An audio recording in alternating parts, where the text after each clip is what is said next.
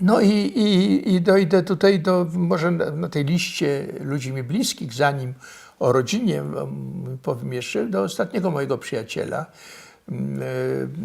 Chyba on był najpóźniejszym, ale tym niemniej to była bardzo intensywna przyjaźń. To był właśnie z Krzysztofem Michalskim, który wyjechał na stypendium do Niemiec w 80 roku z Polski i później zastał go stan wojenny.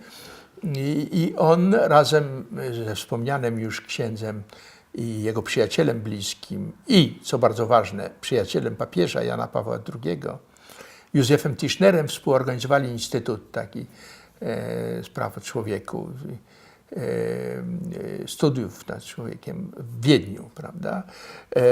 I to placówka do dzisiaj jest tam i odgrywa istotną rolę, ale szczególnie odgrywała istotną rolę do 89 roku, zresztą chociaż później też, no, przez wiele lat później też, na lata 90. Do śmierci Krzysztofa i mam nadzieję, że ona będzie odgrywała rolę. Bo nie tylko akademicko-intelektualną. Przyjeżdżali tam i w Radzie Naukowej byli najwybitniejsi intelektualiści, tak powiem, Europy, Stanów Zjednoczonych. To była taka niezwykła kolekcja.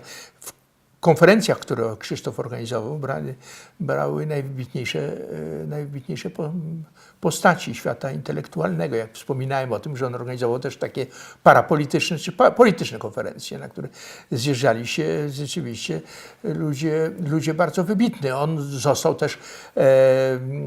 został też szefem takiej grupy doradczej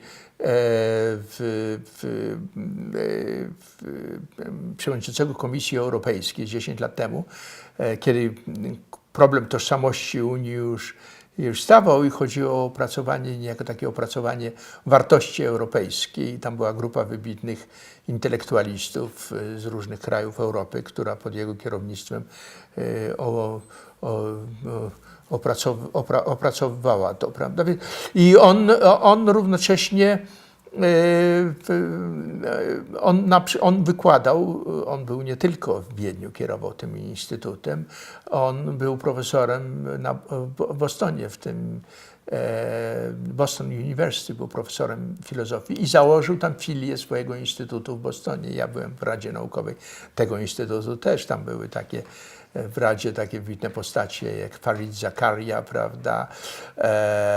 No, szereg takich wybitnych intelektualistów. Ira Katznelson, profesor z Columbia University. Także on był takim, nie tylko, że był wybitnym filozofem, chociaż nie pisał za dużo, był takim twórcą instytucji.